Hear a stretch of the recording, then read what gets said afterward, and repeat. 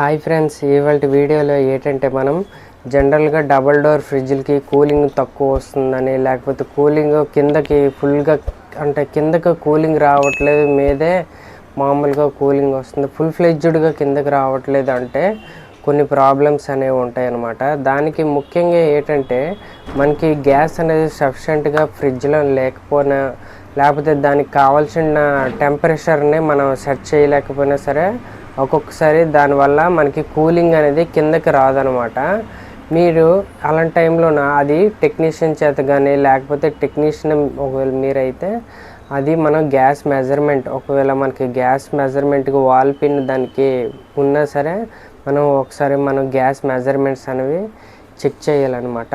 అలాగే ఇంకొకటి ఏంటంటే మనకి మీద రూమ్లోన అంటే మీద ఛాంబర్లోన మనకి సింగిల్ మీద ఒక డోర్ ఉంటుంది కదా, ఆ డోర్లోన ఒక చిన్న ఫ్యాన్ అనేది ఉంటుంది అనమాట. ఆ ఫ్యాన్ ఏంటంటే కిందకి మళ్ళీ మీదకి మొత్తం కూలింగ్ సర్దడానికి ఉపయోగపడుతుంది అనమాట. అది మన సఫిషియెంట్ అంటే ప్రాపర్గా రన్ అవుతుందా, అది ఎలా రన్ అవుతుంది, లేకపోతే అది పూర్తిగా ఆగిపోయిందా లేదంతా ఒకసారి చూసుకోవాలన్నమాట. ఎందుకంటే దానివల్ల కూడా కొన్నిసార్లు కూలింగ్ అనేది కిందకి వెళ్ళదు, ఒక్కొక్కసారి మీదే ఫుల్గా కూల్ అయిపోతుంది, కిందకి రావట్లేదని చాలామంది ఇబ్బంది పడతారనమాట. దీనికి మీరు ఫ్యాన్ మోటార్, అందులోనే చిన్న ఫ్యాన్ మోటార్ అనేది ఉంటుంది అనమాట. ఇందులో కూడా రెండు రకాల ఫ్యాన్ మోటార్లు అయితే ఉంటాయి. ఒకటి ఏసీ ఫ్యాన్ మోటార్ ఉంటుంది, ఇంకొకటి డీసీ ఫ్యాన్ మోటార్ అనేది ఉంటుంది అనమాట. మనం ఎప్పుడైనా సరే అది AC fan motor, DC fan motor అనేది చెక్ చేసుకున్న తర్వాత అది ఒకవేళ ఏసీ ఫ్యాన్ మోటార్ అయితే అది తిరుగుతుందా లేదో చెక్ చేసుకొని అది ఫుల్ స్పీడ్లో తిరుగుతుందా లేకపోతే రివర్స్లో తిరుగుతుందా అనేది ఒకసారి ఐడెంటిఫై చేయాలన్నమాట. ఎందుకంటే అది ఫుల్ ఫ్లెడ్జ్డ్గా తిరగలేదు అంటే, స్లోగా తిరిగినా లేకపోతే రివర్స్లో తిరిగినా సరే మనకి మీద ఛాంబర్లోనే కూలింగ్ ఉండిపోద్ది అనమాట, కింద ఛాంబర్కి వెళ్ళదనమాట. అందుకు మీరు అది ఎలా తిరుగుతుంది అనేది ఫస్ట్ సపరేట్గా మనం చెక్ చేసుకోండి. అలాగే డీసీ ఫ్యాన్ మోటార్ అనేది సేమ్ అనమాట. మనకి డీసీ ఫ్యాన్ మోటరు అది ఎలా రన్ అవుతుంది అనేది ఒకసారి చెక్ చేసుకోండి. అలాగే ఇంకొకటి ఏంటంటే మనకి ఆ ఫ్యాన్ మోటార్లోన మనకి ప్రాపర్గా ఆ గాలి అనేది కిందకి వెళ్తుందా లేదనేది మనం ప్రాపర్గా దానికి ఫిక్స్ చేసి చెక్ చేసుకోవాలి. ఏంటంటే థర్మోస్టాటర్ ప్రాబ్లం ఉన్నా సరే ఒక్కొక్కసారి కూలింగ్ అనేది వెళ్ళదనమాట. ఎందుకంటే సఫిషియెంట్గా కూలింగ్ కిందకి వెళ్ళకపోవడానికి కొన్ని రీజన్స్ అనేవి ఉంటాయి కదా, అందులో ఇది ఒక రీజన్ అనమాట. ఎందుకంటే కూలింగ్ టెంపరేచర్ని మనం పెట్టినప్పుడు దాన్ని తగినట్లు రాకుండా చాలా రీడ్ అనేది చాలా స్పీడ్గా అయ్యింది అనుకోండి, టెంపరేచర్ కంప్రెసర్ని ఆఫ్ చేస్తుంది కాబట్టి దాన్ని బట్టి అది ఒక్కొక్కసారి ఆగిపోద్ది అనమాట. అలాగే డీప్ ఫ్రీజర్లో ఐస్ ఎక్కువ ఫామ్ అయిపోయింది అనుకోండి, సపోజ్గా మీకు కనిపించకపోవచ్చు, ఫ్యాన్ బ్యాక్ సైడ్ మనకి ఐస్ ఫ్రీజర్ ఉంటుంది కదా, ఐస్ బాక్స్ అనేది, ఆ ఐస్ బాక్స్ అనేది ఫుల్గా ఐస్ కట్టించిన కాయిల్ మొత్తం ఫుల్గా ఐస్ కట్టిస్తే కిందకి అనేది కూలింగ్ వెళ్ళదు కదా. అలాంటి టైంలో కూడా మనకి కిందకి కూలింగ్ అనేది రాదు, ప్లస్ లోనకి ఫుల్ ఫ్లెడ్జ్డ్గా కూలింగ్ అయిపోవడం లేకపోతే ఎక్కువ కరెంట్ బిల్ రావడం గట్రా జరుగుతుంది అనమాట. థర్మోస్టాటర్ అనేది కింద ఒక థర్మోస్టాటర్ అనేది ఉంటుంది అనమాట. మనకి కింద డోర్ ఉంటుంది కదా, కింద డోర్లోనే ఒక థర్మోస్టాటర్ అనేది ఉంటుంది, మీద డోర్లోనే ఒక థర్మోస్టాటర్ అనేది ఉంటుంది అనమాట. థర్మోస్టాటర్ అనేది ఉంటుంది. అది కింద డోర్లో థర్మోస్టాటర్ ఏంటంటే మనకి దానికి మనం పెట్టిన టెంపరేచర్కి అక్కడ వస్తుందో లేదనేది అది అంటే ఎంత కావాలో అంత పెట్టుకోవడానికి ఆ థర్మోస్టాటర్ అనేది ఉపయోగపడుతుంది అనమాట.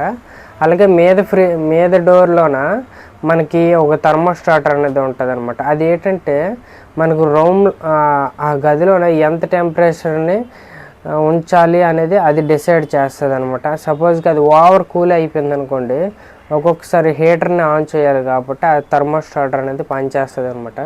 సపోజ్ ఎక్కువ ఐస్ కట్టేసి ఫుల్గా ఐస్ ఫుల్ అయిపోయింది అనుకోండి, అప్పుడు హీటర్ అనేది ఆన్ అవ్వాలన్నమాట. ఇలాగ ఆన్ అవ్వకపోయినా ఒక్కొక్కసారి ఏట్ అవుద్ది అంటే దానివల్ల కూలింగ్ అనేది మీద ఎక్కువైపోయి కిందకి రాకుండా ఉంటుంది అనమాట. ఇది ఒక ప్రాబ్లమేని. ఇంకొకటి ఏంటంటే మనకు లోన హీటర్ అనేది ఉంటుంది అనమాట. అది ఇన్ టైంలో షార్ట్ అయిపోయినా, లేకపోతే దానికి పవర్ రాకపోయినా, లేకపోతే దానివల్ల అంటే అది హీట్ ఎక్కకపోయినా సరే ఒక్కొక్కసారి దానివల్ల కూలింగ్ అనేది సఫిషియెంట్గా కిందకి వెళ్ళకపోవడం గట్రా జరుగుతుంది. మరి కొన్నిసార్లు కూలింగ్ అనేది ఆ ఎఫెక్ట్ అనేది డబుల్ డోర్లోనే తెలియదు అనమాట. అలాగే మీదకి ఎంత కూలింగ్ కావాలి, కిందకి ఎంత కూలింగ్ కావాలని మీకు ఒక డౌట్ అనేది ఉంటుంది కదా. అది ఏంటంటే మీదకి ఎంత కూలింగ్ కావాలి అంటే జనరల్గా మనం ఒక అంచనా బట్టి అయితే ఒక 100% మీద దాంట్లోన ఒక 100% కూలింగ్ ఎఫిషియన్సీ ఉంది, ఫుల్గా స్మోక్ లాగా వస్తుందంటే అందులో 40% అనేది కింద అనేది కూలింగ్ అనేది ఉండాలన్నమాట. మీద 100%, అందులో కిందన 40% అంటే ఎంత చూడండి, అంత అంత అలా ఆ రేంజ్లో ఉండాలన్నమాట. ఎందుకంటే ఎక్కువ తక్కువలోనే ఉండాలి. కొన్నిసార్లు కింద కూలింగ్ అస్సలు అవ్వట్లేదు, మీద ఎక్కువ అయిపోతుందంటే ఈ కొన్ని ప్రాబ్లమ్స్ అనేవి ఉంటాయి కదా, ఇవి కొంచెం చెక్ చేసుకోండి. దీనివల్ల మనకి ప్రాబ్లమ్స్ అయితే ఉంటాయి అన్నమాట.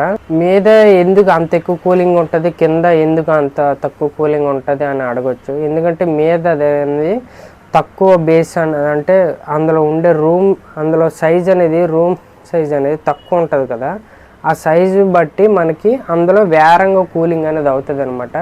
సపోజ్ మీద గది అనేది తక్కువ సైజు ఉన్నప్పుడు వేరం కూల్ అవుతుంది కదా, ఆ కూలింగ్ అక్కడి నుంచి కిందకి వెళ్తుంది అనమాట. అక్కడికి వెళ్ళినప్పుడు కొంచెం అందులోనే ఇప్పుడు ఇందులో 100 ఉందనుకోండి, ఇందులో 40 ఉంటుంది అనమాట. అదే కిందన ఎక్కువ చిన్న సైజు అనుకోండి, మీద పెద్ద సైజు అనుకోండి, మీద ఎక్కువ కూలింగ్ అవుతుంది, కిందకి తక్కువ కూలింగ్ అవుతుంది అనమాట. ఇలాగా మనకి ఏ సైజు తక్కువ ఉంటే ఆ సైజులో ఎక్కువ కూలింగ్ ఉంటుంది, ఏ సైజు ఎక్కువ ఉంటుందో ఆ గది తాలూకు సైజ్ అనేది దాన్ని బట్టి ఎక్కువ కూలింగ్ అనేది కిందన ఉంటుంది అనమాట. సైజ్ బట్టి కూలింగ్ అనేది అక్కడ డిఫరెన్స్ అనేది మారుతుంది అనమాట. రెండిట్లోనే ఎప్పుడు సమానంగా కూలింగ్ అనేది ఉండదు. మీద ఐస్ కాడుతుందంటే కిందన నార్మల్ కూలింగ్ ఉంటుంది. ఓకే ఫ్రెండ్స్, ఈ వీడియో నచ్చింది అనుకుంటున్నాను. నచ్చితే లైక్ చేయండి, షేర్ చేయండి, సబ్స్క్రైబ్ చేసుకోండి ఫ్రెండ్స్. కామెంట్ కూడా చేయండి నా ఛానల్కి. ఓకేనా.